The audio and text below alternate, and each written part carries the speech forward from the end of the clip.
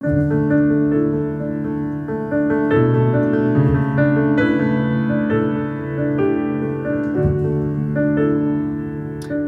to Fields of Consciousness, the podcast for consciousness conversations with your host, myself, Jeffrey Stegman. And myself, Clayten Stedman.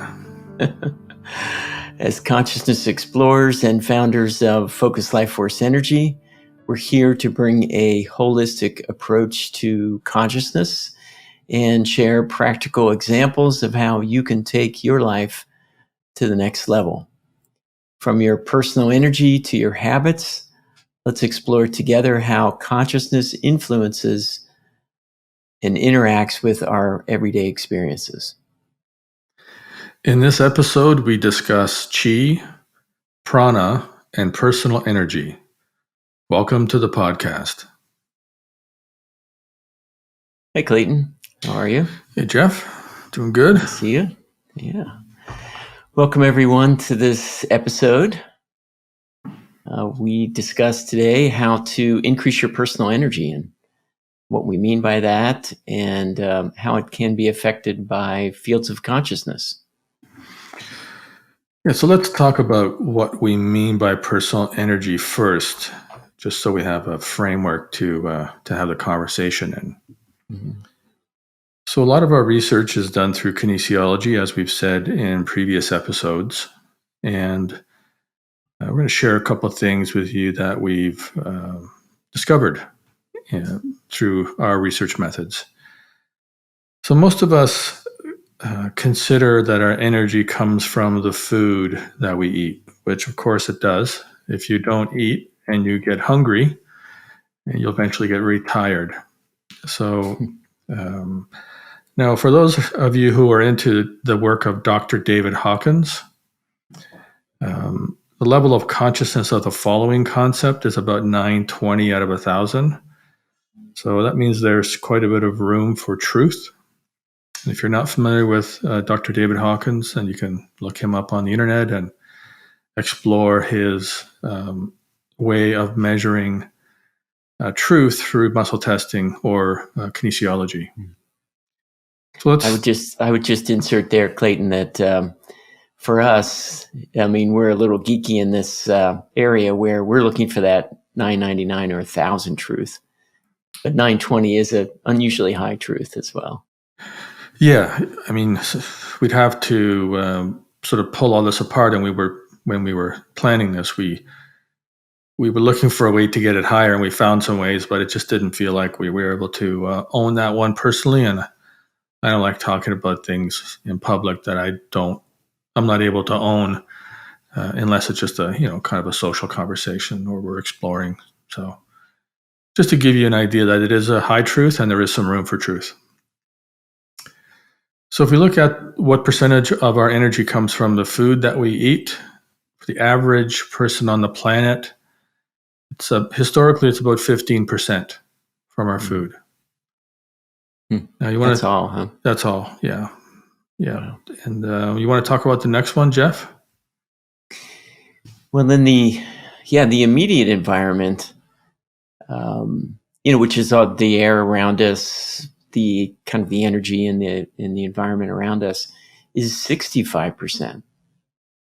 So that just has blown me away when you've told me this, Clayten, that only 15% of our energy, personal energy, comes from food, and 65% comes from the immediate environment, whether it's through the breath, energy coming in through the breath, absorption, into us in other ways, maybe through the skin or through our subtle bodies.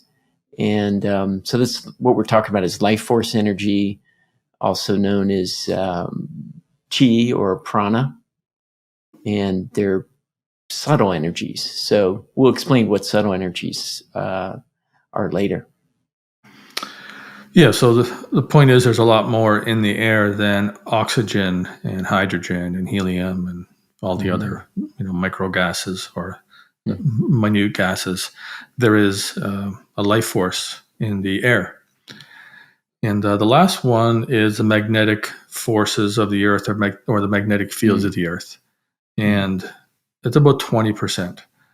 So there is a synergy that happens when you have food, you have good air, and you have the magnetic influence of the earth.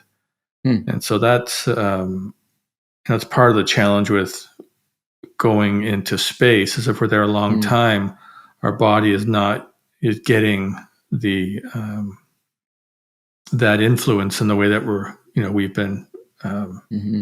we've been, I guess, used to, or we've adapted to over time. And the magnetic fields of the earth, they change. There's other associated concepts with that called the Schumann resonance. There's different ways of measuring that. So that's a bigger topic than we wanted to go into today around this. We really just wanted to make the point that it doesn't all come from the food. Well, and the majority is the environment, which is, we've been talking in previous podcasts about episodes about fields of consciousness and what's around us, and high fields and low fields. And wow, 65% of our energy comes from the environment we're in. Then, paying attention to that environment's really pretty important. Yeah, absolutely. So we briefly mentioned subtle energies. So it'd be good to define that, so we're kind of all on the same page about it. And in FLFE, we have our own glossary of terms that we use when the definitions that are out there, maybe in the Webster's Dictionary or other major dictionaries, aren't this good enough. They're not detailed enough. So we have a subtle energy definition that we can. I'll just speak it out here. It's kind of good for us to be on the same page. But so subtle energy is defined as and not limited to one or more forms of energy. So there could be different kinds of subtle energies, and they don't appear to be within the current sort of measurable electromagnetic spectrum. So science has a lot of instruments for measuring, these different electromagnetic frequencies within the spectrum. So some of the described, subtle energies or systems which have a partial or limited description might be Qi, which we mentioned earlier, Prana, life force, love, Kundalini, Oregon energy, 0 point energy, plasma energy, aura field, thought energy, energy of consciousness, which we've talked about in fields of consciousness, spiritual energy, ether, energy of intention and intuition. So there's a lot there, and fields of consciousness seem to be composed of these different forms of subtle energy, including life force energy, which we tend to focus on more often, prana and Qi. And we'll be talking a lot more about prana and Qi, life force energy, for today in this episode. Yeah, and there are people who see auras, and they can read auras and give you a pretty accurate description of what's going on in your life based upon the colors around you. So there are people that can do that, and there's emerging technologies like the gas discharge visualization camera that is commonly being used in consciousness research now. Dr. Joe Dispenza uses it in his workshops, and we actually use the same practitioner, Melissa K. Waterman, to do a gas discharge visualization study for FLFE. And one of the things that it measures is the amount of chaos and the amount of entropy in an environment. And so there are technologies that are emerging, and as science continues to create these more, we'll say, subtle energy devices or more refined ways of exploring energy, then we'll have more and more confirmation. And I think it's just good to remember that there's subjectivity with humans, of course, and that we are, in many ways the best instrument for measuring subtle energies that's available. If you just notice how you feel around people that are positive and how you feel around people who are always negative, it's good to respect the magic of the human body that we all have been so lucky to inherit. Yeah, Melissa was telling me at the Dr. Joe Dispenza events, she was doing both individual kind of aura readings. So the machine that she has, it's a very sophisticated Russian model.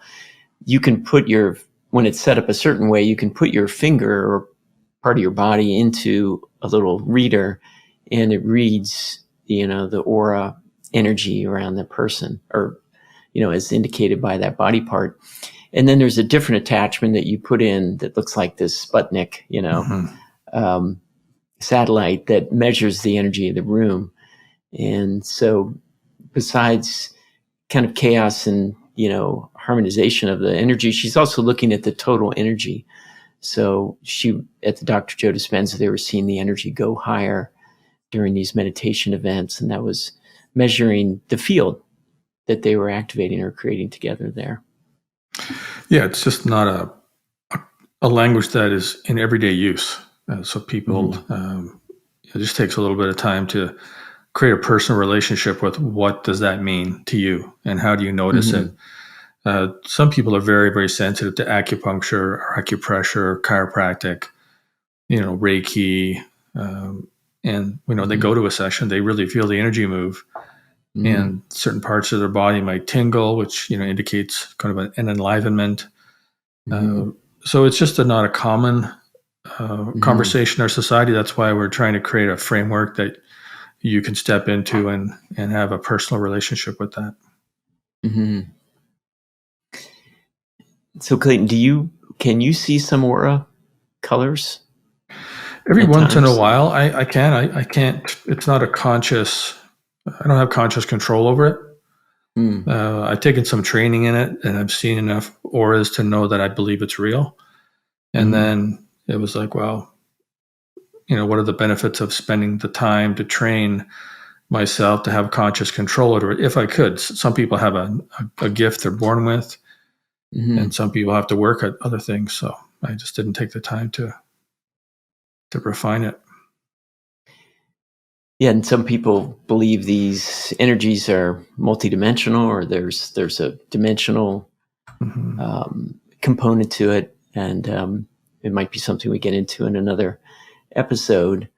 And prana is one of the terms we mentioned, and many of you might have heard the word prana before. It's used often in different yoga circles or different yoga teachings.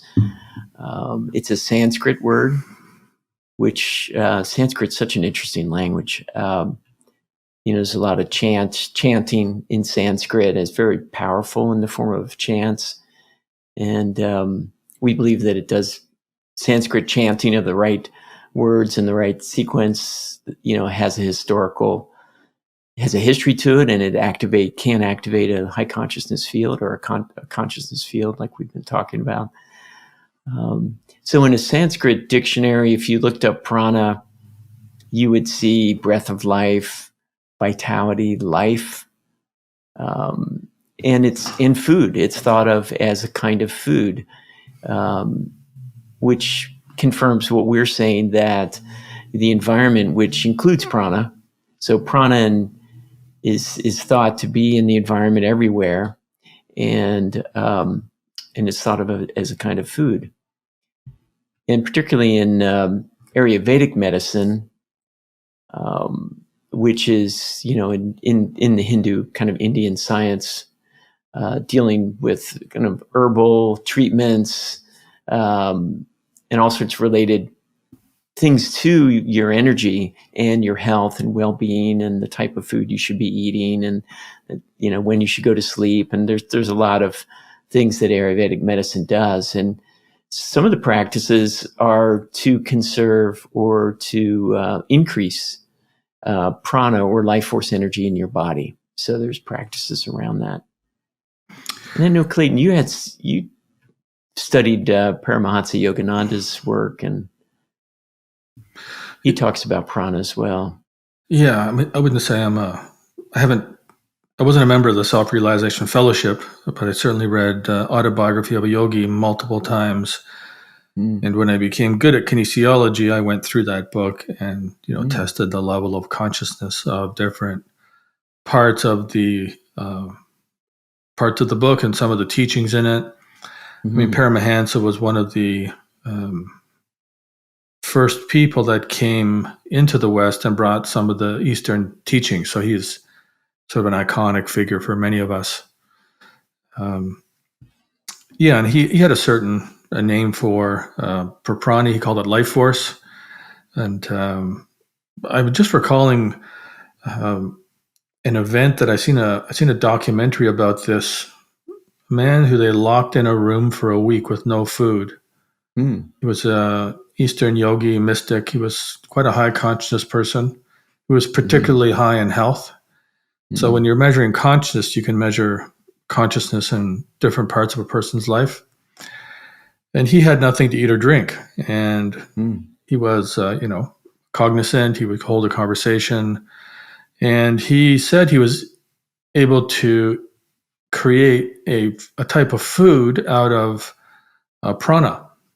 And they asked him to show them what it was. And it was a small, and before he went in there, they checked his mouth, and he wasn't wearing much. So there wasn't much to search. And so he didn't have any food with him in there. Then there was people that had searched the whole place. There was no food. They locked the door. He couldn't get out. And he had a small accumulation of prana life, I think he called it prana, in his mouth after a couple of days. And he might have been swallowing other ones, but it was about the size of half the size of your thumb, maybe a third of the size of your thumb. And then it was like a roundish white, kind of white gray, almost like a little bit of dough. And he said that was prana, and he was able to extract it from the air using a certain breathing technique. So I just thought that's worth mentioning. I mean, most people won't believe it. Sometimes you don't believe stuff even if you see it, because it's so far out of our awareness that it's hard to imagine it's true. So there has been, that I don't know the name of that documentary, and probably I should, see if I can find it. And if I do, I'll put it in the notes, but I don't know if I'll be able to find it. But that's an example of people, who spent the time and energy to be able to live like that. And so I found that quite interesting.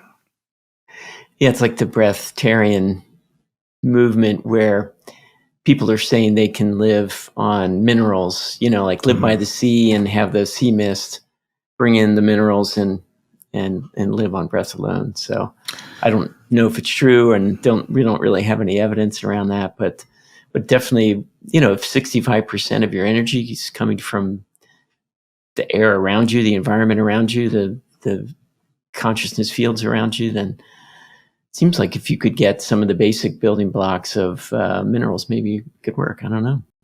I've met two people that said they were breatharians, and one had to live close, at least as during part of the process. One had to spend a lot of time at a waterfall, and the other one had to spend a lot of time close to the ocean where the waves were hitting the shore, almost a cliff-like area, and the water hit the waves, and it went up into the air, and that's where they found they could get the energy they needed. And it was a 2-year process for one of them to go through, and the other one's about an 18-month process. So I believe them. But I wasn't following them around for 2 years. So yeah, and there are different, in terms of breathing exercises. Paramahansa is, really known for Kriya Yoga. And there's lots of different types of breathing disciplines out there: Hatha Yoga, Pranayama. And so these are some of the things you can do to increase and retain your life force energy, or prana or qi, and we'll talk about that a little bit more. a little later on here. And I mean, most people, when they think of subtle energies and that alternative field, they talk about, they think about Tesla. So you want to talk about Tesla a little bit, Jeff?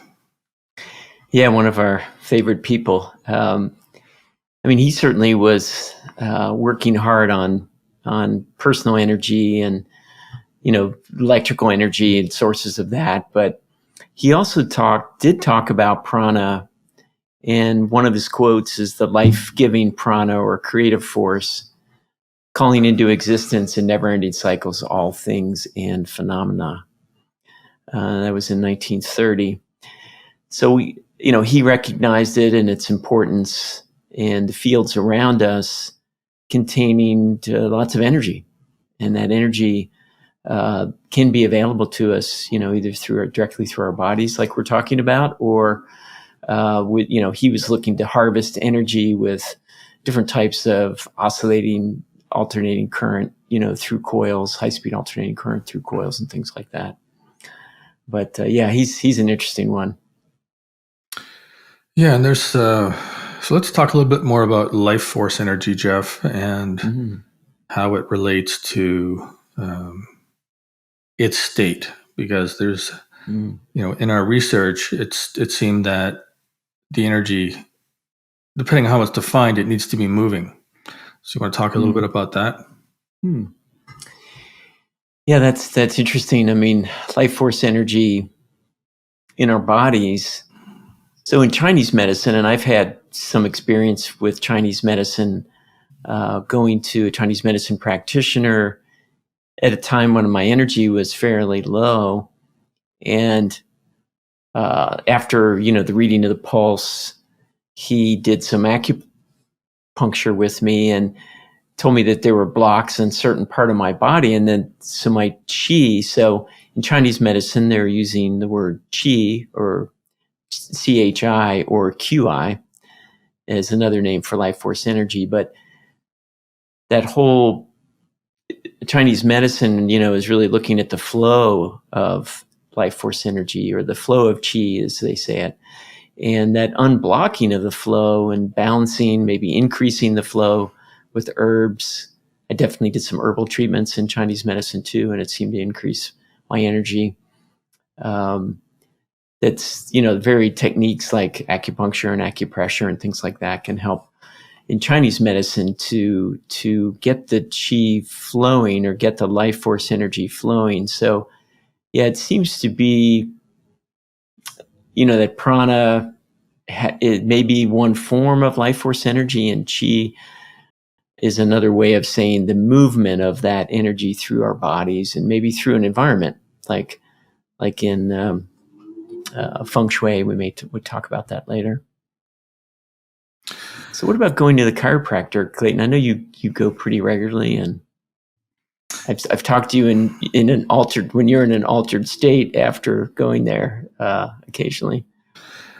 Yeah, I typically go once a week, just as a maintenance issue. I mean, probably spend too much time sitting and working. So if you're not as active, if you don't do something to keep your body aligned, then you can get pretty jammed up.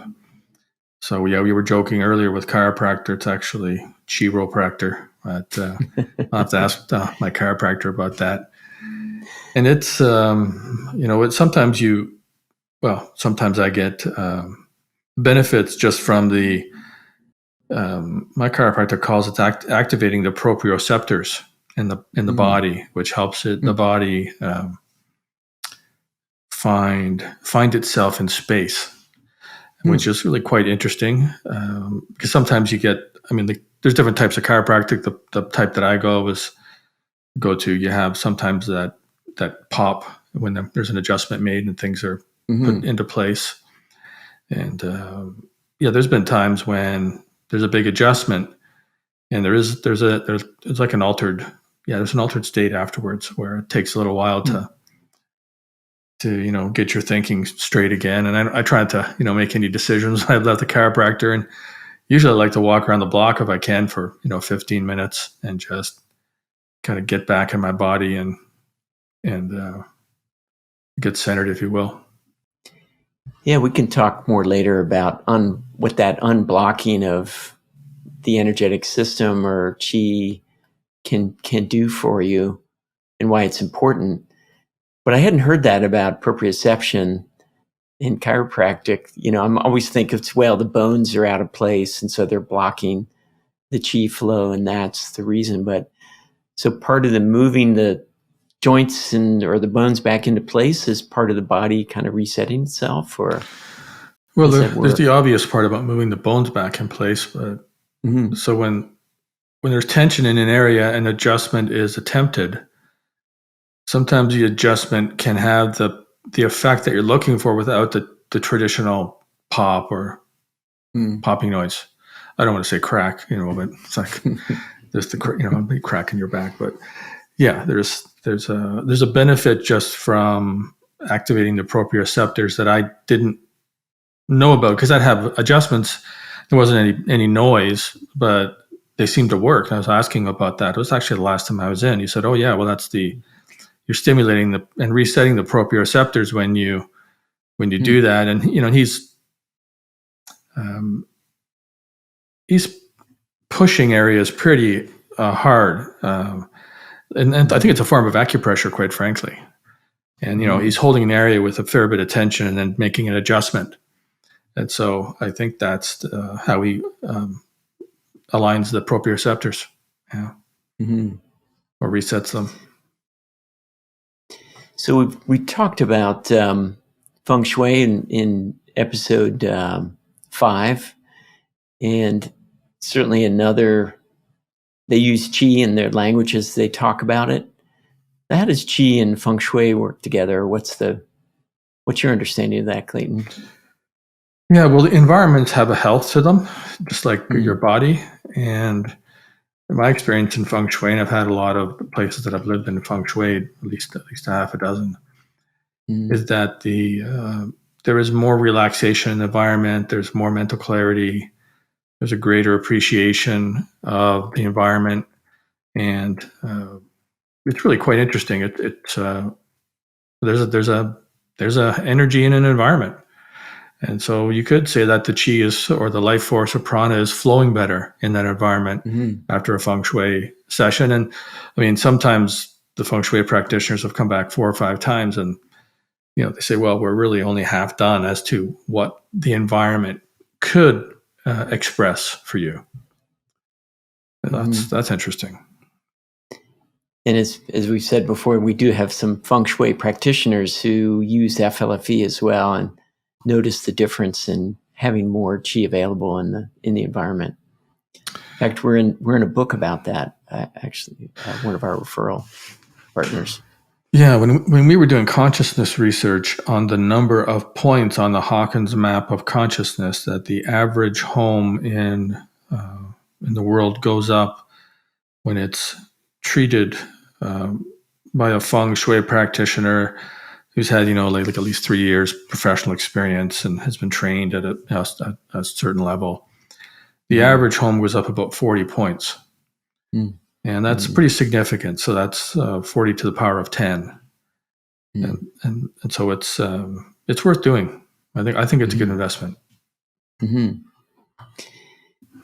Yeah, and so why do it? And it's the same with the FLFE environment, which might be 150 points or more increase in energy available, qi prana available. So we're talking here about qi and prana, kind of in life force energy, really to explain what it is. And it's important to increase it, and we'll get it into more detail as to what it can really do for your life. But a lot of these practices, a lot of these traditions are all about how do you increase it? How do you get more energy in your body, more life force energy in your body? And we mentioned breathing exercises, the Kriya Yoga, and there's many in Ayurvedic and other places. There's all sorts of different kinds of breathing exercises where you're breathing, breath of fire, either very quickly, and you're bringing a lot of prana in.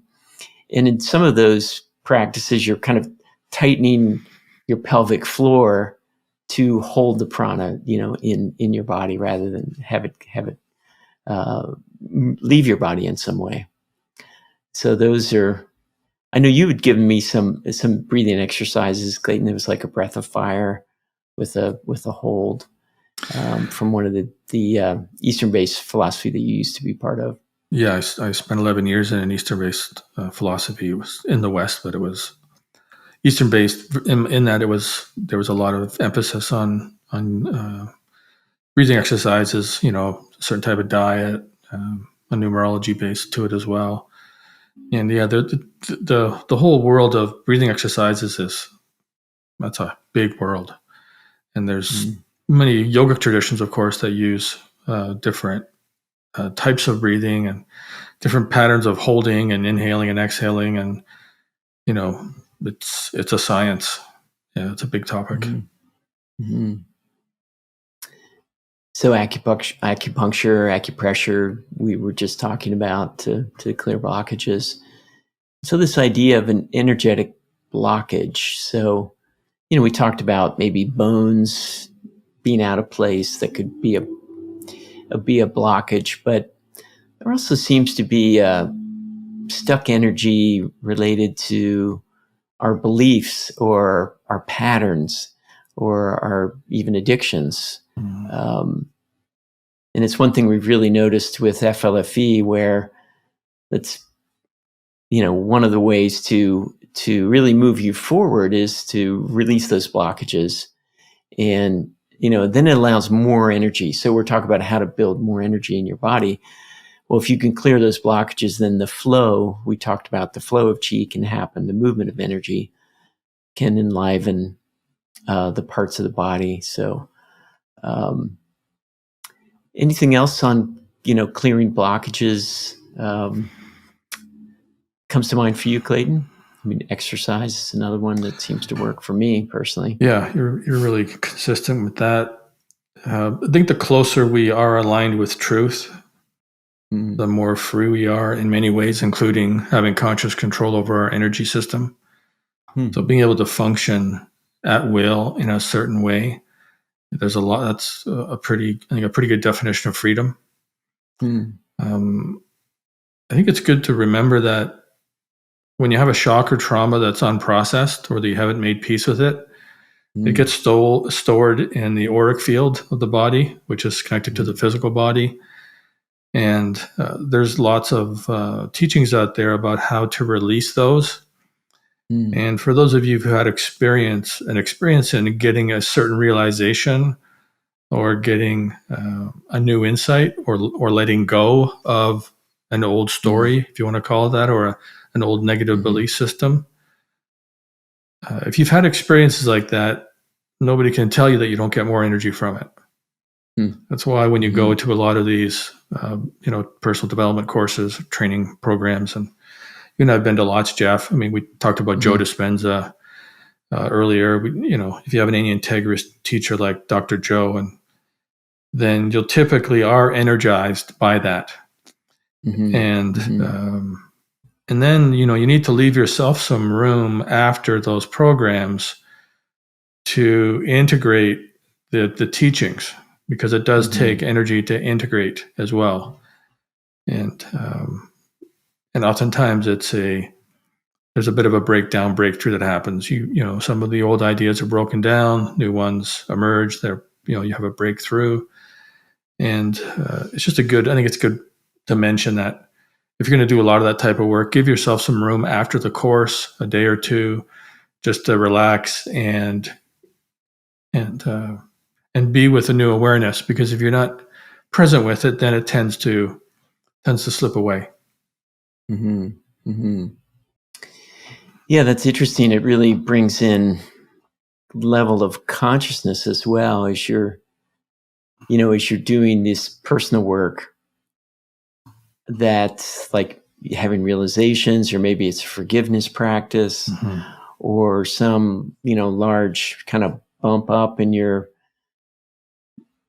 amount of love that you're carrying around in your everyday life towards everyone, is an increase in consciousness, which is an increase in energy. We know that each point upwards in consciousness is 10 times 10 times more energy present. So it's just another way to, to increase your personal energy is having a practice that, personal development practice of some kind that moves you forward. Yeah, and that's on the Hawkins Map of Consciousness. It's logarithmic, so 1 point up is 10 times more power. Just being that we spend all day talking. Well, every day we talk about the Hawkins Map. It's just part of our work, so we remember to. Usually I'm the one that makes that mistake. So thanks, John. Thanks for catching it. Yeah. So yes, we got meditation. Certain meditations can increase your energy. We actually have a meditation on our website by Regina Meredith. It's actually a life force energy meditation, and it's particularly oriented towards the company and its service. And I'll give a couple of examples of high consciousness fields, Jeff. So spending time in high consciousness fields. We talked about that in episode 2.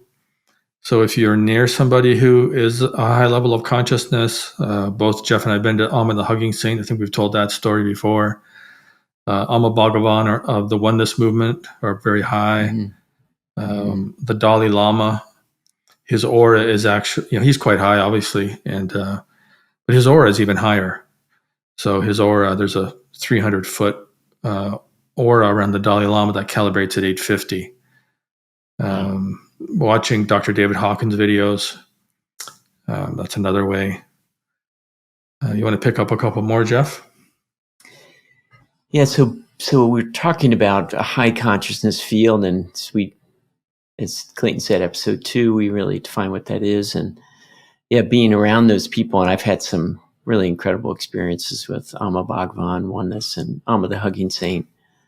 And yeah, that energized feeling where you're in that super concentrated prana environment, there must be so much life force energy available that just comes into the body. It just comes in and really elevates us. So if you can get around those people, it's great.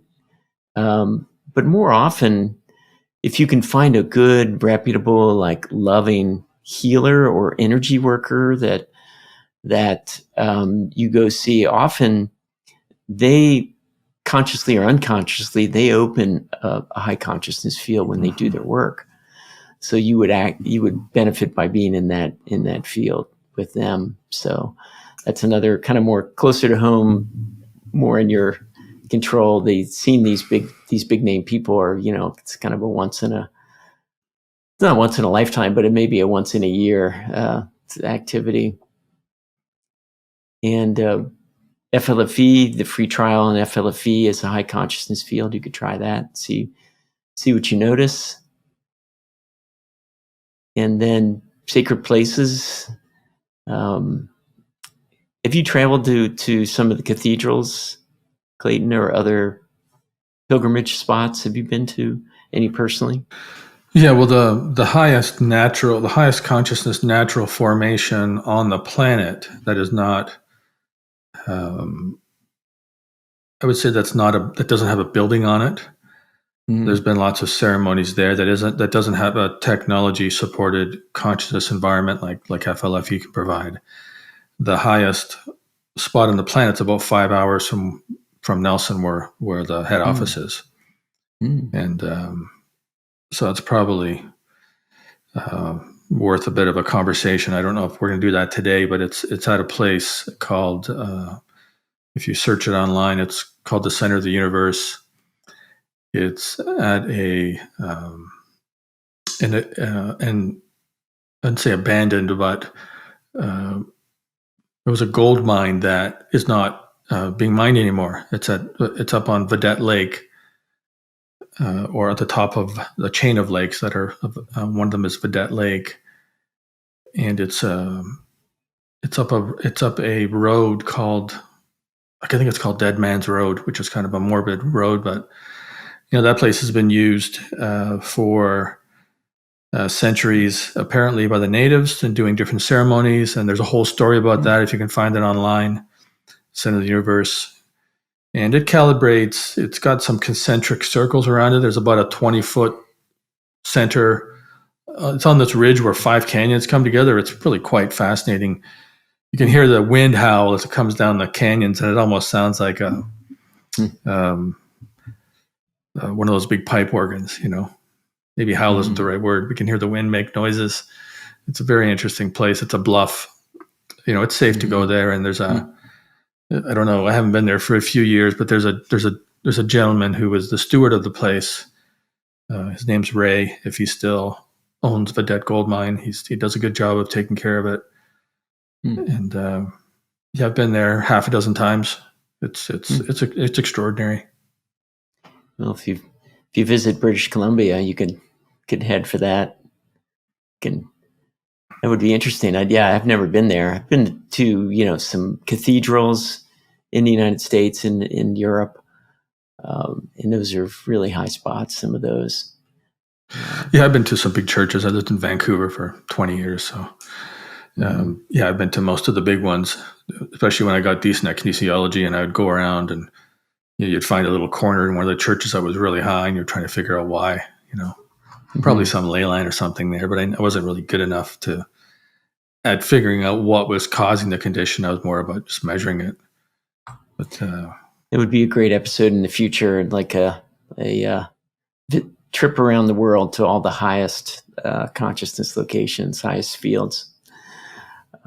There's the highest one is actually not that well known. It's only a few points higher than like the classic Chartres cathedrals and some of the bit larger ones in Europe. But that would be interesting to do. Yeah. So I think talking about increasing your personal energy would be incomplete without talking about how to manage it once you've got it, once it's in your body. Mm-hmm.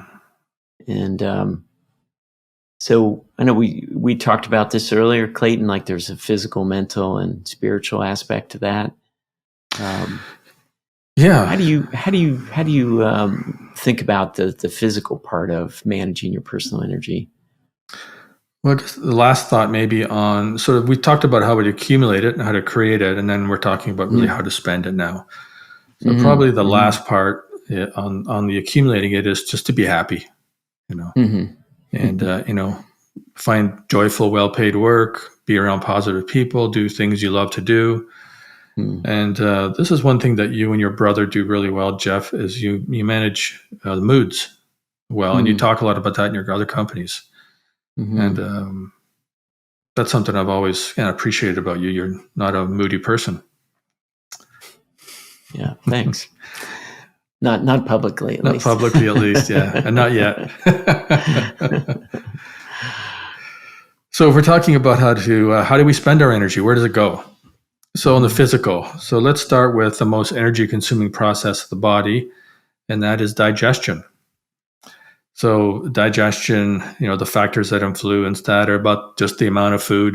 No matter how good it is, if you eat way too much, it's going to cause a lot of energy to be used to digest it.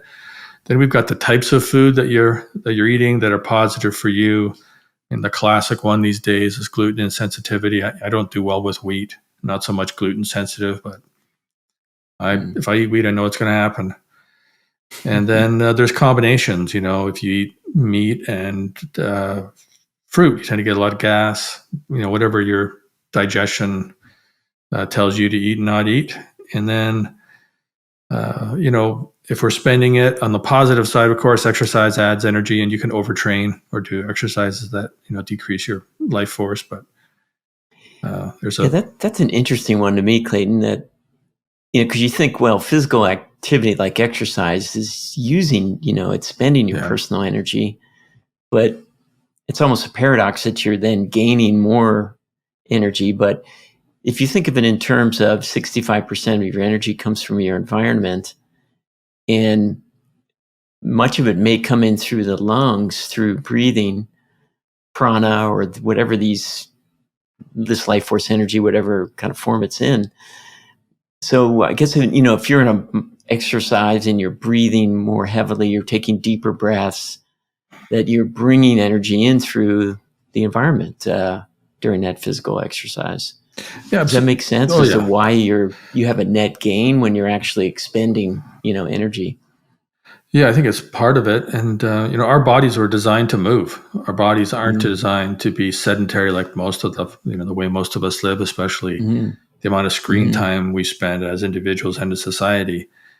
And when you're Mm-hmm. moving your body, you're activating the lymph, and our bodies are designed to be active and stimulated. So if you're not using the body the way it's designed, then it's going to deteriorate. Mm. And so you're spending some of your personal energy on exercise, Yeah. and you're increasing your overall energy by doing that. So that's like a great way to spend it. And it seems that the flow of qi or life force energy through the body is also, we've talked about that. You can unblock, through physical activity. You're moving your joints, your muscles, that you can then, it's like you have this reservoir of qi or prana, life force energy in the environment, and more so in an FLFE or another high consciousness field. And then through exercise or other ways to unblock, then you're able to bring more in. Maybe you get the roadblocks out of the way, that you get more energy. Yeah. I mean, the benefits of exercise, there's a lot of conversations to have about that. I mean, your body gets alkalized when you exercise. There's so many things that happen that are beneficial, some that we might not even understand. But yeah, it's undoubtable. It's undoubtable that there's an investment you have to make. And it's interesting about exercise. And you're way more versed in this than me, Jeff. But if I haven't been exercising for a while, it's hard to get going. But then once you get going, man, if you don't exercise, you just miss it so much, right?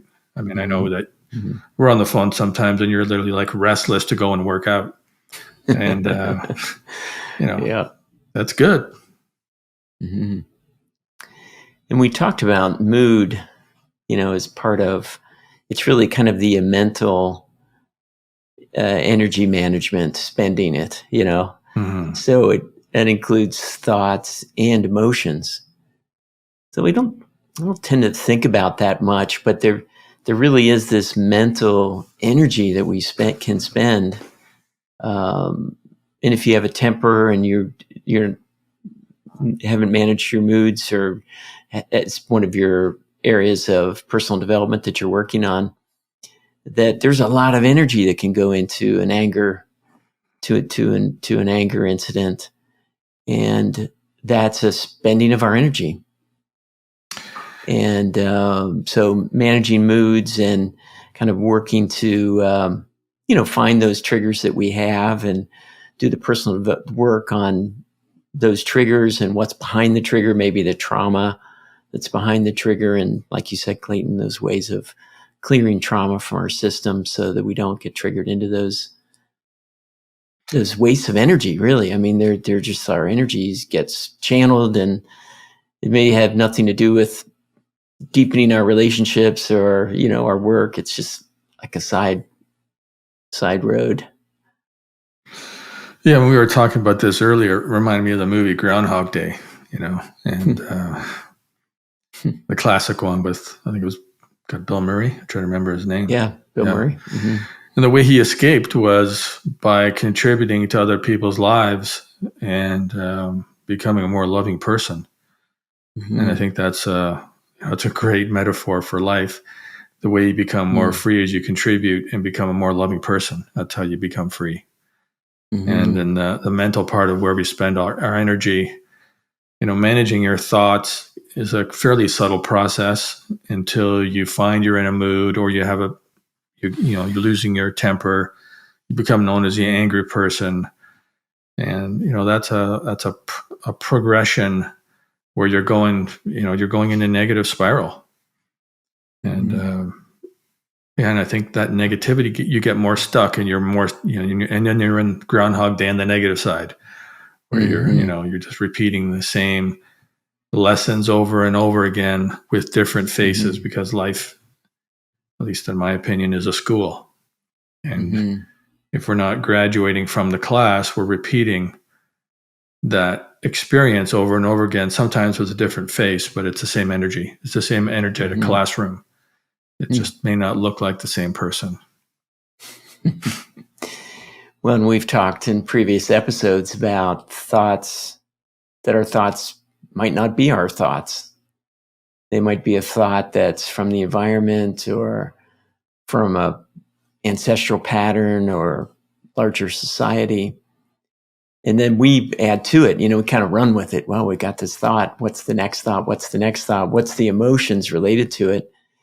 And so that management of our thoughts, or at least noticing our thoughts and just asking, is that my thought, really helps in this sort of mental, emotional thought part of managing our energy and spending our energy.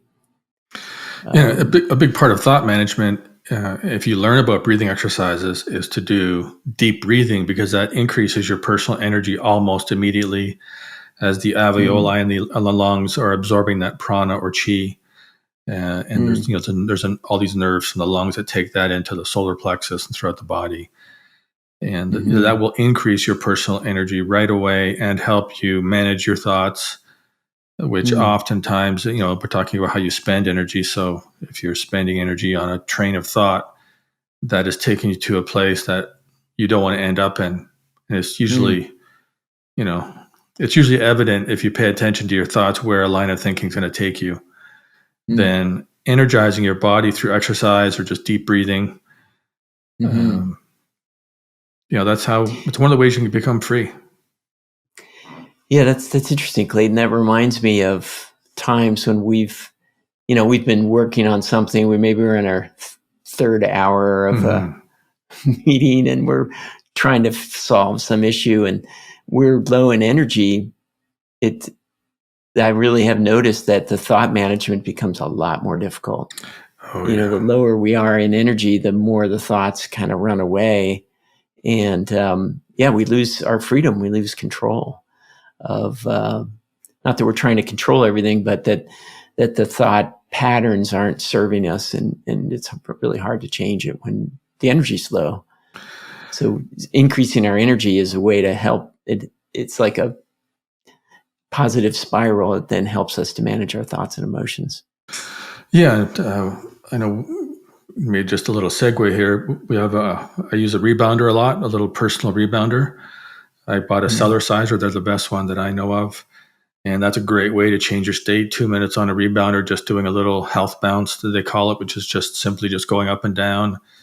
It gets everything moving, and sometimes good music, and, turn up the music, dance by yourself, take a shower, run up and down the stairs, do some push-ups, just get out of your head and just get the energy moving.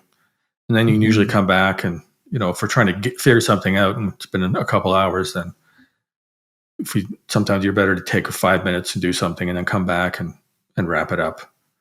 At least you're wrapping it up on a positive note instead of like, Yeah. Fading out. Yeah. Fading out. Yeah. I've noticed too in thought management and emotional management is recently electronic entrainment. So watching a YouTube video, I love those People Are Awesome videos, where people are doing really amazing physical things with their bodies, and they're, skiing and doing baskets from, across, a long distance, and just all those kind of, like, people are amazing in their physical bodies. But man, once I get into one of those, then there's the next one and the next one. And it's an emotion. There's a thought management, emotional management there for me personally. And I think a lot of us as well, where you can get into those rabbit holes, and, you've wasted a lot of energy, personal energy, on something that really has no bearing on your life. There may be some joy that you can get from appreciating beauty and and people doing amazing things. But what's your experience with that, Clayton? Yeah, I don't know anybody that hasn't been lost on YouTube or, just watching too many movies for hours. And it's really interesting in the beginning, but there's something happens where you seem to get sucked in. And we call it entrainment, for lack of a better word. But I found this site recently called Quora. And I really like it. It's just people asking questions to the public, and then someone with expertise will typically respond. And, it's just fascinating. You get all kinds of walks of life, and you can go in there and choose certain topics you're interested in. But I can start reading that, and the first 5 minutes are great. And then, I'm sitting there 45 minutes later, and like, I didn't want to spend 45 minutes on this. I was just reading a story to give me a break between answering my emails or trying to write something. And then all of a sudden I'm 45 minutes into it, and I didn't get what I wanted to get done. So that's another way to decrease your energy, is to spend way too much time sitting in front of a screen. Yep. So we've hit physical, mental, and now spiritual. So really our connection with all that is, with Creator, with divinity, however we conceive that. Yeah, that's a big conversation. I mean, if we're looking at the end of the, spending our energy, we haven't talked about toxic relationships, being in argumentative environments, low consciousness fields, we can get into like excessive drug use and stuff like that. You can go all kinds of places with how to spend it. But in terms of where you're spending it, energy with your spiritual life, again, if you're not aligned with a loving religion or a loving orientation towards life, then if it's not loving, it's angry typically, and hateful.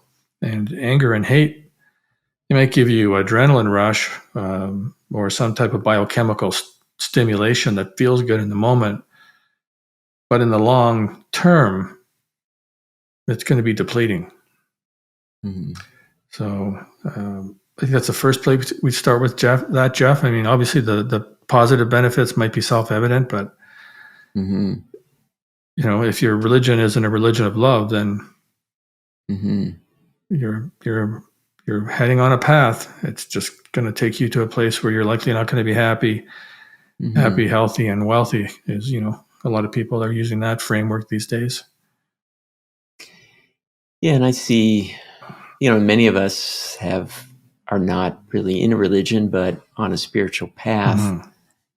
And generally, you're following a teacher, you're following a orientation to life and to divinity. That's looking for a loving spiritual path. That then is a way to spend your energy, your personal energy, and receive much more in return. I mean, that's been my experience in those kind of meditations where I'm really actively seeking and connecting and welcoming in, the energy of a higher power. Man, I just feel myself just fill with energy. It really is a charging, way to use your personal energy to receive much more, in my experience.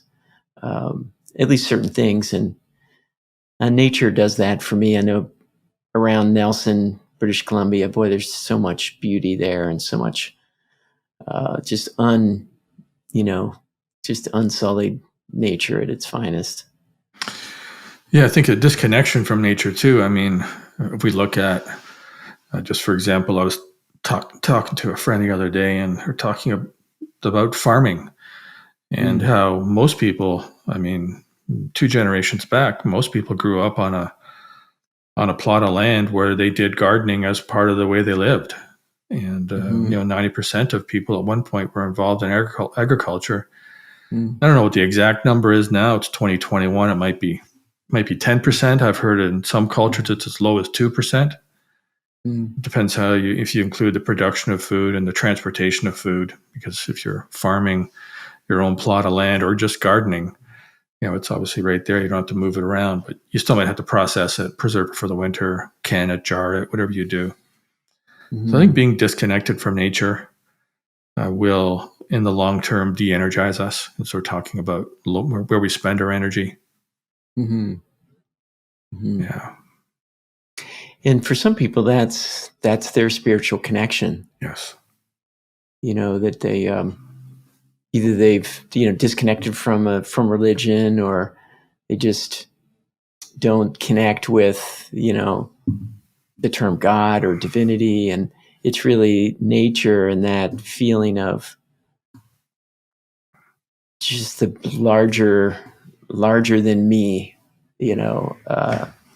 experience of nature and the cosmos. I know some people who it's really astronomy that is their connection. Yeah. Looking out into the cosmos, into this really infinite space around us and infinite nature that is some people's connection and fills them up. Yeah. So we've talked about FLFE, Focus Life Force Energy, in other podcasts, and that's what Clayten and I do together. And just had a birthday recently before we recorded this podcast.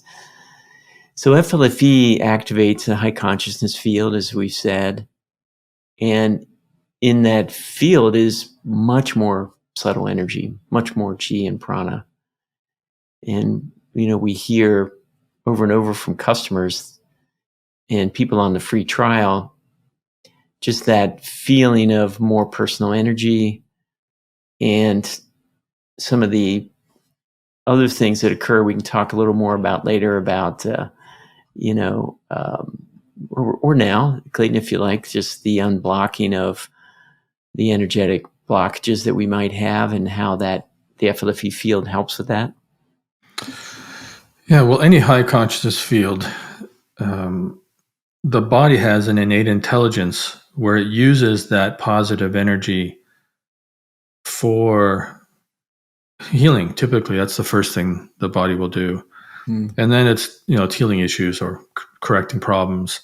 And then it starts to optimize systems. So if you can just get yourself into a high consciousness field, you're walking around, or we're all walking around in these amazing bodies. I mean, it's easy to forget how incredible just being human is, because the bodies take a lot of work. You got to feed them and clothe them and clean them and do all kinds of things to them. And but there's so many things that happen automatically that as great as modern science is, we still don't understand all of the functions of the body and how it does what it does. There's just some kind of nonlinear things that happen within us.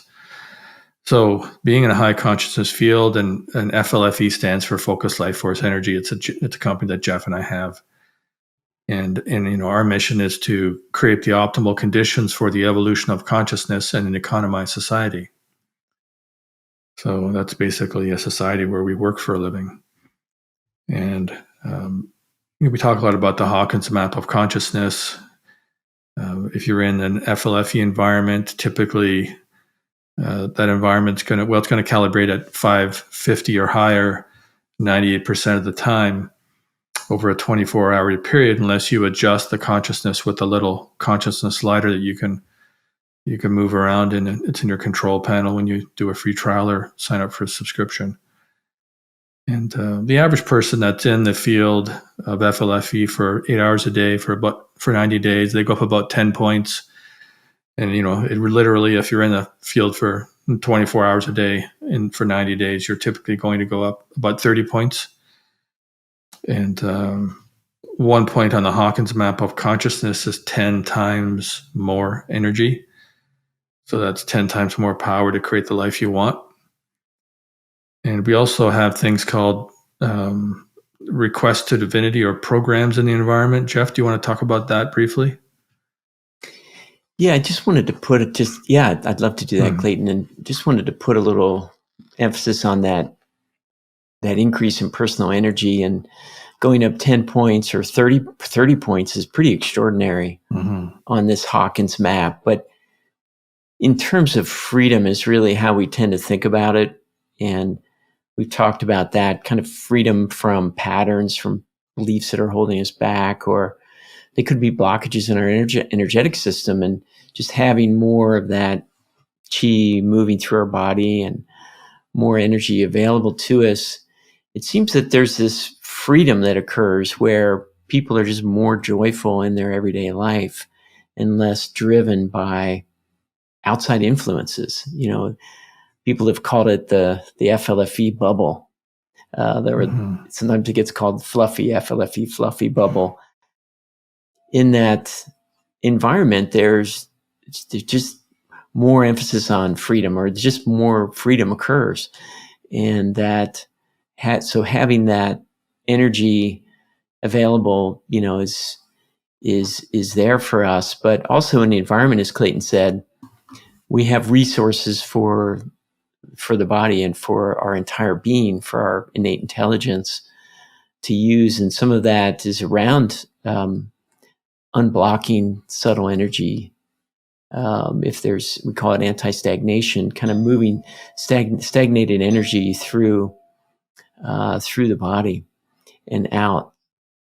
When you're in a field, the thought forms that people have had in that field, or that high consciousness field, which is typically associated with, say, a pilgrimage site or a sanctuary of some type, a church, a mosque, a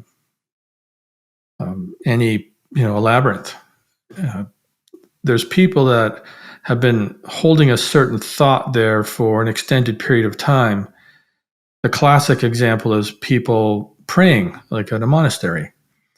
And so those types of thoughts, we call them positive programs. Now, in negative environments, you have negative programs. So the way we're defining a program is to associate it with an accumulation of energy of some type that has a thought form associated with it. That's what we call a program. Mm-hmm. And in the FLFE environment, as we were talking about, we make the specific request to divinity to help raise the level of consciousness in particular ways. So Jeff mentioned earlier anti-stagnation. So if you study Chinese medicine, a lot of it is about moving energy through the body where it gets stuck, and they have acupuncture, acupressure, as we've mentioned. They also have something called cupping, where it focuses the energy in a very small area, which at least that's the way I understand it. And then if that area has been low, then it's moving because it's pulling energy from other places to that area and then moving it through. So, which brings more vitality to the area. So many of these environments have a tradition of a certain type of positive thought form repeated over time. So they have a type of healing. And lots of them have, piles of crutches and wheelchairs that people have left behind and walked away from. So that's what we mean by programs, if you're curious about that. And we're talking now about high consciousness fields in general. We just happen to be able to do that with a technologically assisted high consciousness field. And in the high consciousness field, as we've talked about, one of the benefits is more energy, so more Qi coming in. So in any high consciousness field, bringing in that the body brings it in, as we said, through breath, through absorption, in maybe through the skin.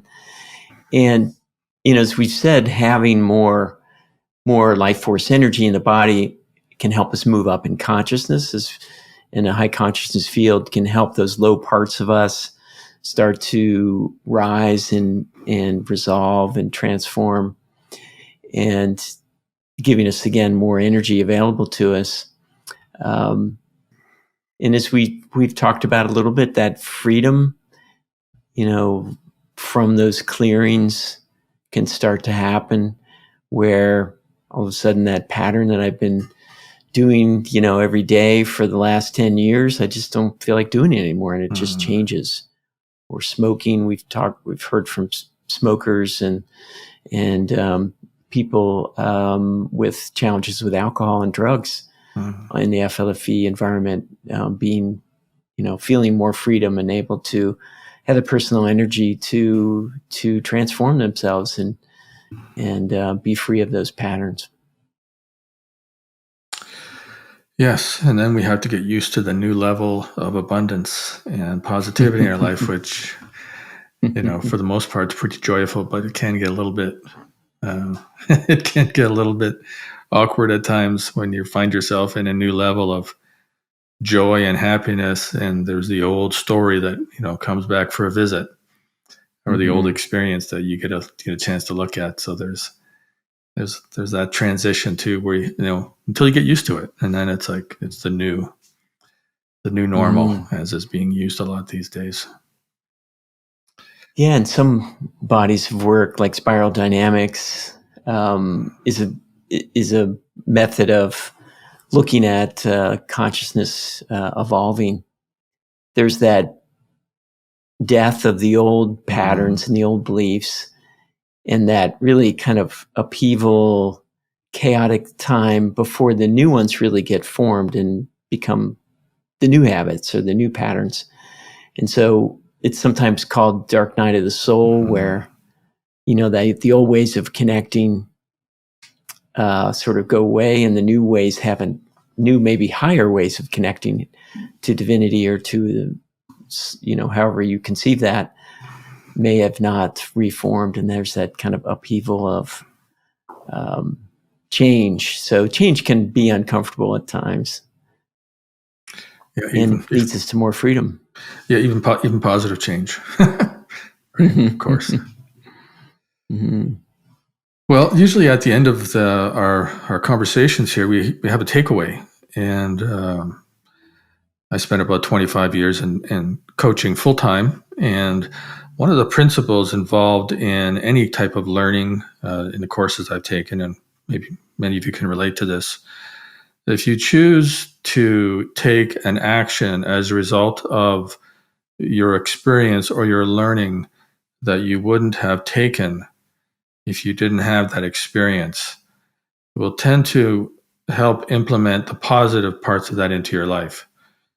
So the invitation from us is for you to pick a practice or an idea, such as I'm going to manage my moods better. I'm going to be more aware of my thoughts.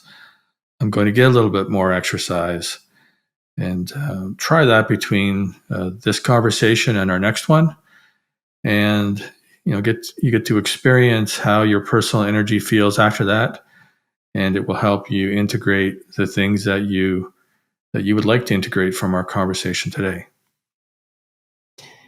I know personally I'm going to do some breathing exercises in the morning. I'd like to do some breath of fire in the morning to get me going. So that's what I'm going to try. Yeah, I've gotten away from my rebounder, so I think I'm going to start spending some time on that again. Well, that looks like that's it for today, Jeff. I'm going to wrap it up, and we'll see you in a couple weeks. Thank you for joining Fields of Consciousness, the podcast of consciousness conversations. We invite you to visit the link below the episode to experience a completely free trial of focused life force energy for 15 days.